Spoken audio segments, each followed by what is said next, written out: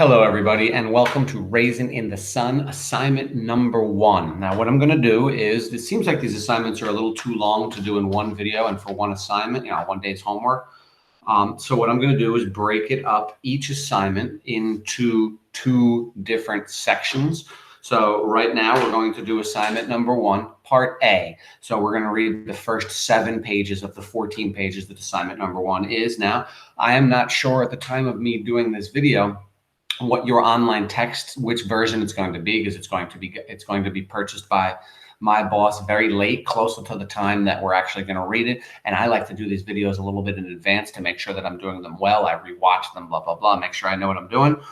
So I'm just going to tell you right now, we are going to answer, you're going to just answer as many questions from assignment number 1 as you can up until the point where I stop reading this part A of assignment number 1. And then when I do assignment number 1, part B, then I will finish all of the questions. I'll do the reading up until the end of that assignment, and you'll be able to answer the second half of the questions. So today, please make sure and do this now. You're going to be answering questions for assignment number 1. All right, so please enjoy this play. I'm going to present it now, and I'm going to read it, and I'm going to explain it as I go along, so pay close attention. You should be answering the questions while I'm reading, and you should be enjoying this play because it is fantastic. Now, as always, you do not have to like the things that I teach you. I never make anybody like anything that I teach them. I can't make you like anything, but what I do need you to do is to pay close attention so that you understand it, because this play is just so important. Okay, so now Act 1, Scene 1. I'm going to be describing the setting before we even start with any of our characters. So let's go. The younger living room would be a comfortable and well-ordered room if it were not for a number of indestructible contradictions to this state of being. Its furnishings are typical and undistinguished, and their primary feature now is that they have clearly had to accommodate the living of too many people for too many years, and they are tired. Now, clearly, furniture doesn't get tired. This is like speaking metaphorically here. And what they're saying is that this furniture is old and it has just been, it is too long used, that it is time for new furniture. Well, why don't they get new furniture? It's a question of money. So they're just continuing to use stuff for years and years and years. Still, we can see that at some time, a time probably no longer remembered by the family, except perhaps for Mama, the furnishings of this room were actually selected with care and love and even hope, and brought to this apartment and arranged with taste and pride. Okay, that's so very important. Yes, the furniture is old, but it's still nice. I mean, when it was purchased, it was top of the line, and it has been kept care of very nicely, and it is arranged with pride. So the people who own them, we're going to find out the family, yes, it's old, but they still love it, and it still is part of their part of them. All right, it's not junk. It's just old. That was a long time ago. Now the once loved pattern of the couch upholstery has to fight to show itself from under acres of crocheted doilies and couch covers, which of themselves finally come to be more important than the upholstery. And here a table or a chair has been moved to disguise the worn places in the carpet. But the carpet is fought back by showing its weariness with depressing uniformity elsewhere on its surface. Okay, so it's just more describing. Yes, at one point this stuff was very nice, but it's just gotten so old and it's worn, and it can tell that it's worn. Weariness has in fact won in this room. Everything has been polished, washed, sat on, and scrubbed too often. All pretenses but living itself have long since vanished from the very atmosphere of this room. Well, another nice thing to learn about is, yes, the stuff is old, but it is cleaned, and it is constantly cleaned. All right, you can go into somebody's home and it can be very old and it can be disgusting. It can be dirty and old, right? But on the flip side, you can go into a person's house. I'll give you an example. Across the street from me, there's a nice old woman. Her name is Minnie. She's about 93. And her house is always clean. I go there all the time to make sure she's okay. I help her and whatnot. And it's always okay and clean, but it's old. The furniture is clearly from the 1940s and 50s. Now, why hasn't she changed it? Is it because she's poor? No, it's because she likes this stuff. Now, we're going to find out in this family, same thing, very clean, very old. But the reason why they haven't changed it is not because they still love it so much. It's because they're poor and they can't afford to buy new stuff. Now, on the flip side, I have a neighbor on the other side, also an older woman. Her name is Mary. She's very old. She's 96. Her house is not only old on the inside, but it's also kind of dirty. She doesn't clean very often. So there's the difference. Let's continue. Moreover, a section of this room, for it is not really a room unto itself, though the landlord's lease would make it seem so, slopes backward to provide a small kitchen area where the family prepares the meals that are eaten in the living room proper, which must also serve as a dining room. The single window that is provided for these two rooms is located in the kitchen area. The sole natural light the family may enjoy in the course of the day is only that which fights it right through this little window. Okay, did you hear that? Now, it's only a two-room, the inside part, not the bedroom and the bathroom. Oh, you're going to find out in a minute there is no bathroom. But basically, this is like a three-room apartment. There's one bedroom, there's a dining room, and there's a kitchen. They do all their eating in the kitchen. And then also you're going to find that there's a small living room area. And in a minute, we're going to hear that that's where the boy, Travis, actually sleeps. So let's talk about this. We have 5 people living in this house, right? We're going to find out that Mama and Benita, they stay in the bedroom together. All right. They sleep in the same bed. Also, we're going to find out that Walter and Ruth, so, you know what? Let's just listen and then I'll explain it as it goes on. All right. On left, a door leads to a bedroom, which is shared by Mama and her daughter, Benita. At right opposite is a second room, which is beginning of life. The apartment was probably a breakfast room, which serves as a bedroom for Walter and his wife, Ruth. So there it is. The only bedroom is shared by Mama and Benita. Benita's a 20-year-old woman. She is to not only stay in the same room with her mom, but she sleeps in the bed with her mom, which, as everybody knows, I mean, think about it, would be awkward, certainly when you're 20 years old. And then the other, I'm going to quote it, bedroom isn't really a bedroom at all. It was actually a little breakfast nook over to the side, which they have probably, put up like curtains or sheets to hide themselves. So they have some privacy in there. So that's where Walter, the mama's son, and his wife stay, Ruth, right? And then they have a son. His name is Walter. I already told you, Walter sleeps, you're going to find out in a minute, on the couch in the living room. So think about this very small apartment. It has 5 people in it, 2 people in one bedroom, another 2 people in what's not a bedroom, but they made into one. So it's got to be very small. And the boy has to sleep on the couch. Now, any of you who know have slept on couches before, it's okay to sleep on the couch once in a while, right? Sleep in the basement, sleep at a friend's house. But when you do it every day, it is not a very comfortable situation. Also, it's not really a bed. So that means, like, for example, if we're going to find out this happens, when Walter has friends over in the evening times, which we're going to find out he's been doing a lot lately because he's talking about this business he wants to own. We'll get to that in a moment. He's in his son's bedroom. He's actually on his son's bed. So this poor 10-year-old boy, or 12, 11, we'll find out how old he is in a minute. This poor young boy doesn't get a chance to go to bed when he wants to. He has to wait up for his father and his friends to leave. So it's definitely a problem. And lastly, I'll point out, did you hear there's only one window in this place? One window. So it's very dark and it's very dreary. It's another problem. Let's continue. Somewhere between World War II and the present. Place, Chicago's South Side. At rise, it is morning dark in the living room. Travis is asleep on the make-down bed at the center. An alarm clock sounds from within the bedroom at right, and presently Ruth enters from that room and closes the door behind her. So the first noise we hear in this apartment is the alarm clock going off. She crosses sleepily to the window. As she passes her sleeping son, she reaches down and shakes him a little. At the window, she raises the shade, and a dusky Southside morning light comes in feebly. She fills a pot with water and puts it on to boil. She calls to the boy between yawns in a slightly muffled voice. Ruth is about 30. We can see that she was a pretty girl, even exceptionally so, but it is now apparent that life has been little that she expected, and disappointment has already begun to hang in her face. In a few years, before 35 even, she will be known among her people as a settled woman. Did you hear that? Ruth is only 30, and she used to be pretty, but now, how is she described? Tired. Listen, but now it is apparent that life has been little than expected, and disappointment has already begun to hang in her face. So she is tired. So her life, the drudge, the toil of her daily life, of the crappy job that we're going to hear she has, and she is not happy. It does not give her pride. It does not make her happy. It makes her tired. It drags her down. So she is actually older than she seems. I mean, she seems older than she is. Let's continue.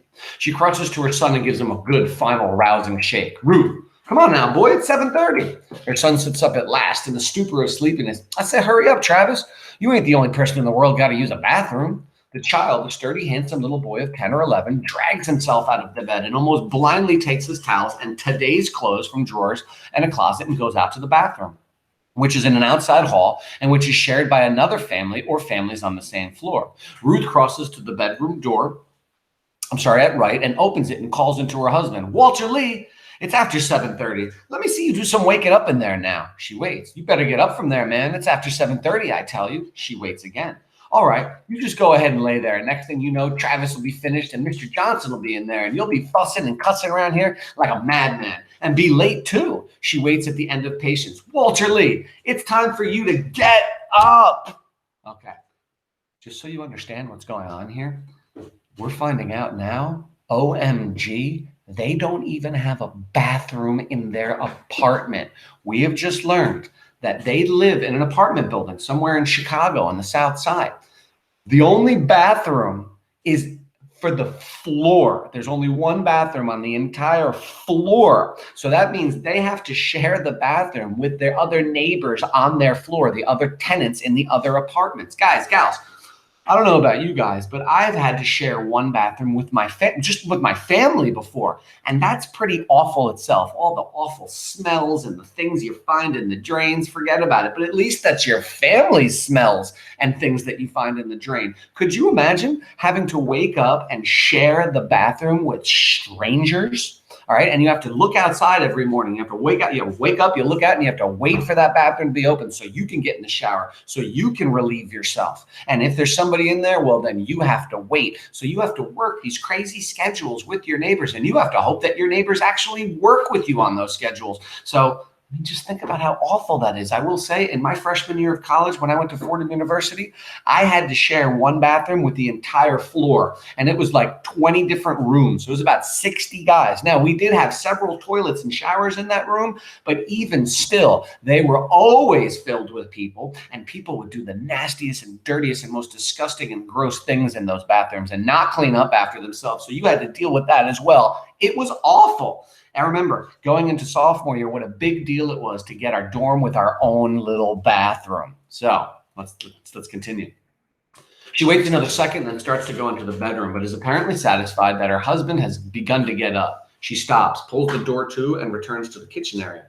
She wipes her face with a moist cloth and runs her fingers through her sleep-disheveled hair in a vain effort and ties an apron around her housecoat. The bedroom door at right opens, and her husband stands in the doorway in his pajamas, which are rumpled and mismated.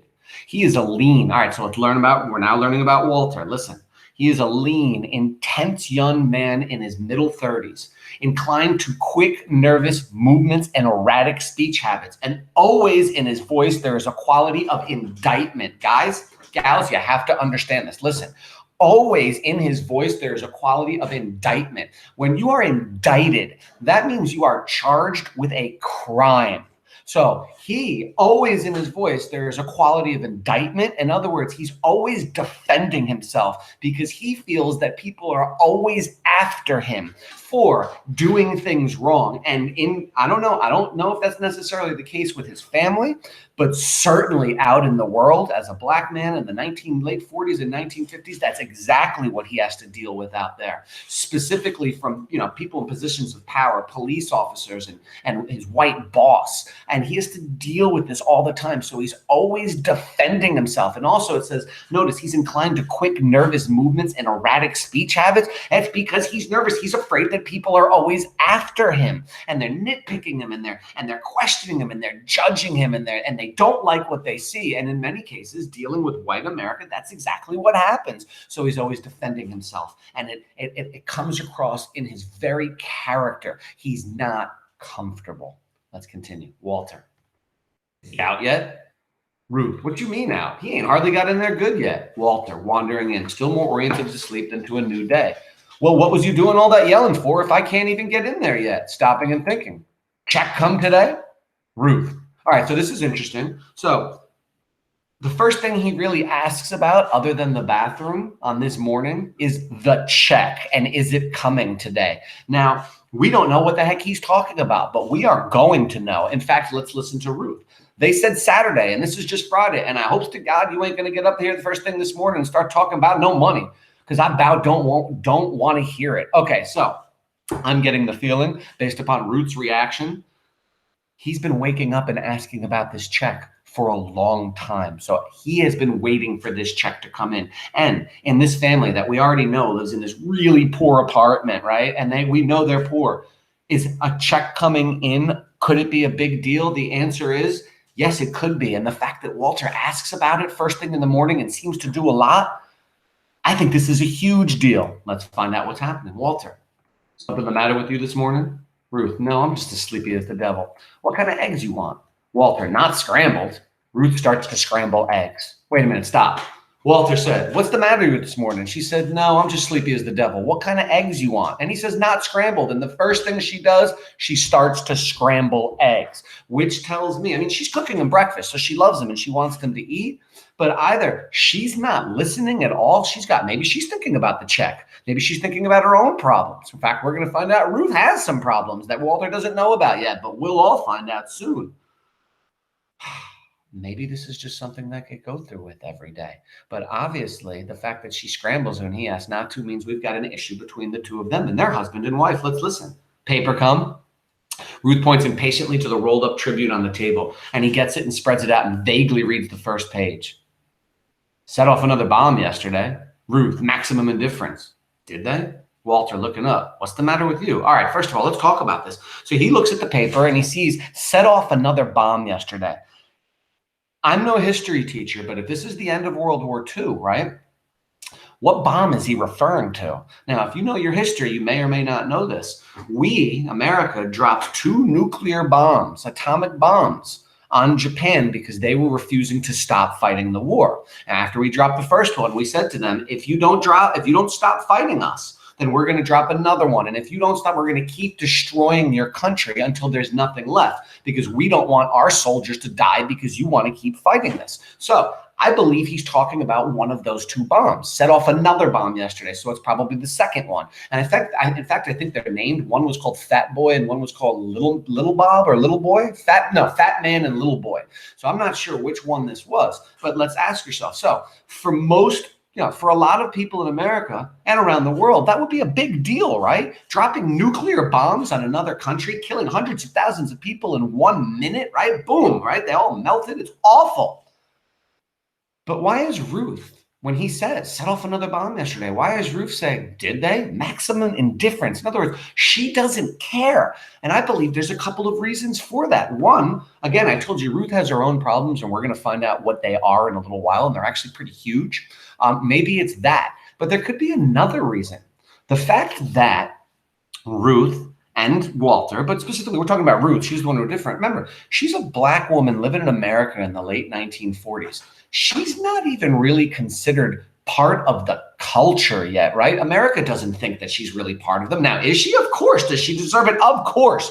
But the way they treat her is that she's not really part of the country, part of the American fabric, right? She's not white, so she doesn't matter. That's the way they treated her. So why would Ruth really care what's happening around the world and even the news of America when she's not? As a Black woman, she's not part of it. They don't let her be part of it. So I think she's just like, yeah, whatever. It doesn't bother me. No matter whatever happens with the bombs and with Japan, I still have to go to my crappy job and I still have my dreams deferred. So why do I care? What should I care about it at all if you're going to defer my dreams? So I think that's what's going on now. But let's continue. Ruth, ain't nothing the matter with me. And don't keep asking me that this morning. Walter.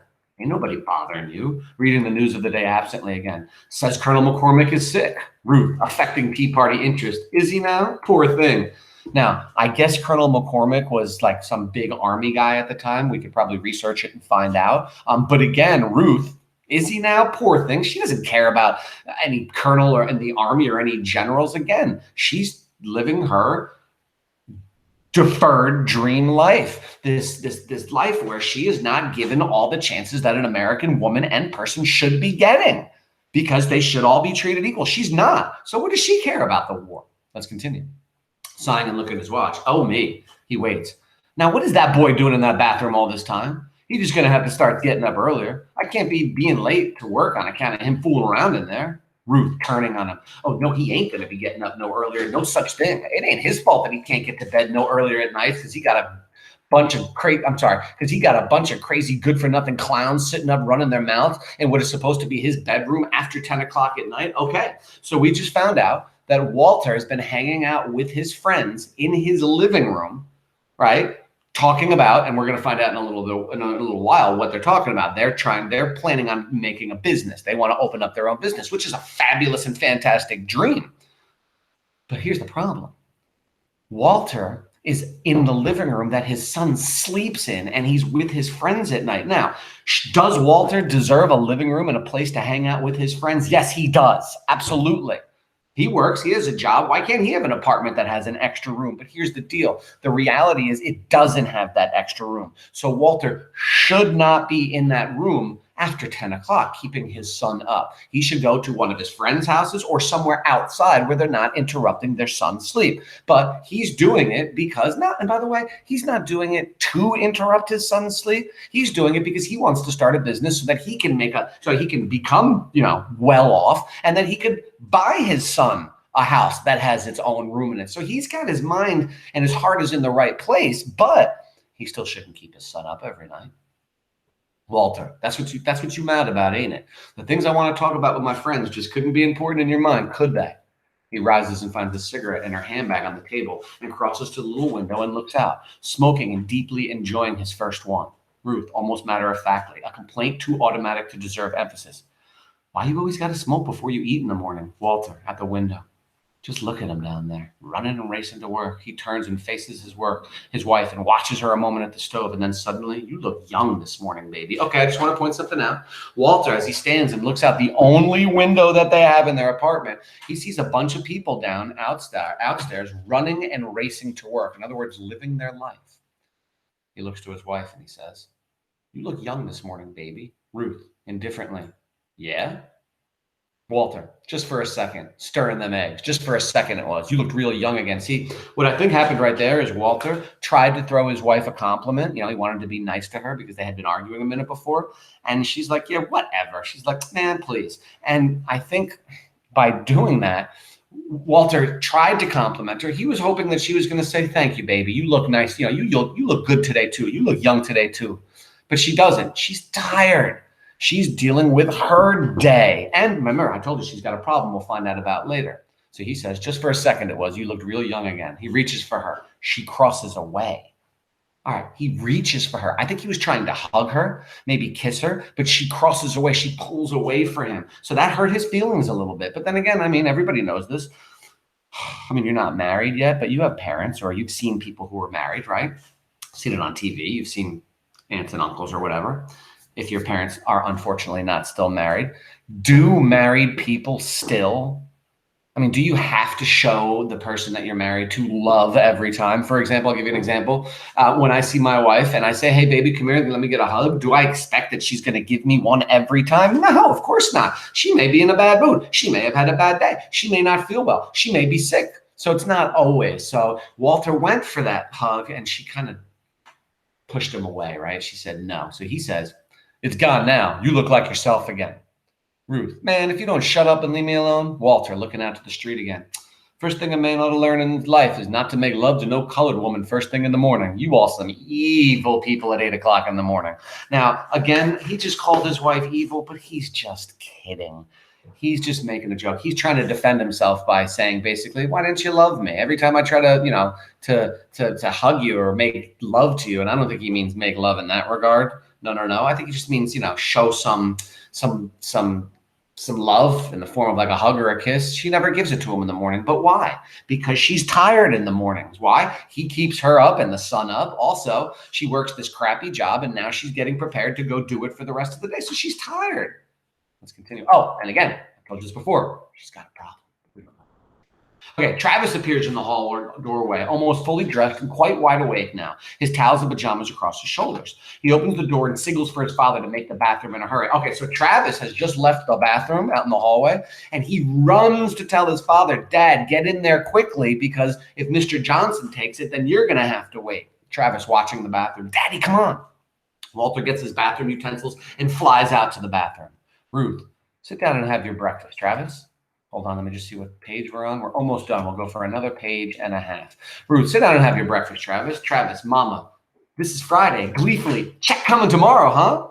You get your mind off money and eat your breakfast. So wait a minute. It's not just Walter who thinks about that check first in the morning. Travis is thinking about it too. So and he says gleefully, check coming tomorrow, huh? This is I'm getting the feeling this isn't just a regular work check. It's not just a regular paycheck.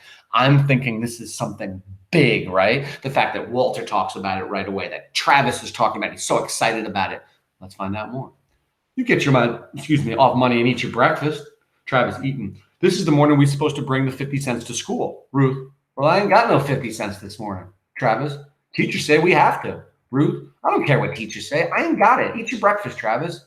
Travis, I am eating. Ruth, hush up now and just eat. The boy gives her an exasperated look for her lack of understanding and eats grudgingly. Okay, so this is actually important. Travis needs 50 cents to bring to school, right? Ruth says she doesn't have it. Now, does she have, in those days, 50 cents would probably be like, I don't know, I'm just guessing right now, but maybe $10 or $20 today. So it's a decent amount of money. Nothing huge, but a decent amount. Does Ruth have the 50 cents? She probably does, but she's saying we don't have it because she doesn't want to give it to him because she probably needs it for food or rent or maybe the bus or maybe some new furniture or something, who knows, but they need it for their life, right? But flip that around. If you're Travis, is it embarrassing if you were to show up at school and you don't have the money that your teacher asked everybody to bring in, and you say, I'm sorry, I couldn't bring it? Does that put Travis in an embarrassing situation? Absolutely. But also this, do you think Ruth is embarrassed by the fact that she can't give her son that money? That would be awful as well. One of the things that all parents want to do is hook their kids up, make sure that they have the best that they can have, and also that they don't look less than the other kids in class, that they're just as equal, just as good. Travis, outraged. No, I'm sorry, Travis. Do you think grandmama would have it? No, and I want you to stop asking your grandmother for money. You hear me? Travis, outraged. Golly, I don't ask her. She just give me it sometimes. Ruth, Travis Willard Younger. I got too much on me this morning to be. Maybe daddy. Ruth, Travis. The boy hushes abruptly. They're both quiet and tense for several seconds.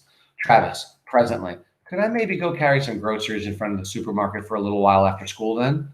Just hush, I said. Travis jabs his spoon into his cereal bowl viciously and rests his head in anger upon his fist. If you through eating, you can get over there and make up your bed.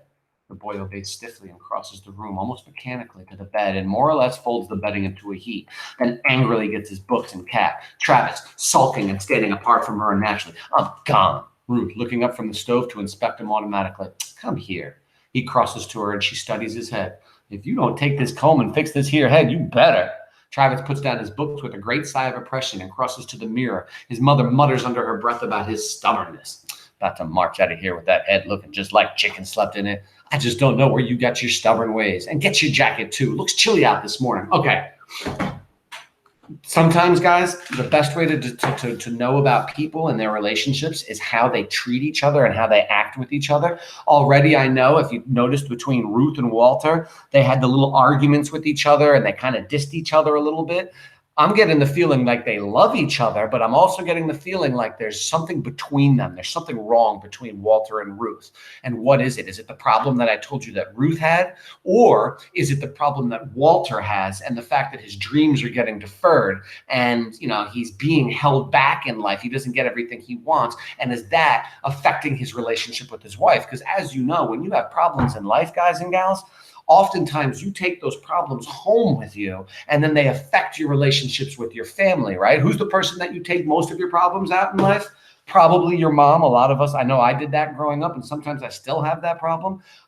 You take it out on people that you love. Why? Because you know instinctively that because you love them and they love you, that they're not going to leave you. You can be rude to them. You can even be mean to them and they won't leave you. They'll be there with you the next day. They'll still be there. That's what family is. But can you take it too far? Can you take your problems and bring them into a relationship and continue to act mean to that person to the point where that person doesn't want to be near you anymore, or worst comes to worst, wants to get away from you? Now, you can't break up from your family so much. Your brother's your brother, your sister's your sister for life, but you can with your wife. You can be so mean to her for so long that eventually she's just going to leave you, or vice versa. She can be so mean to him that he can leave her. Now, I'm not saying that's where they are, but I am saying that you can tell between Walter and Ruth, the husband and wife, that there is something and it's building, and they have to be careful to not let it get between them so much so that they can't get together anymore. Also, now look at this with Travis. Now, Travis was just told no by his mom for the money, and he's angry at her. Oh, he's all he's sulking and standing apart from her. But does she love him? Yes, she pulls him over and she fixes his hair, and she tells him to get his jacket. It looks cold out there in the morning. So she truly loves him and wants the best for him. Here's the bad news.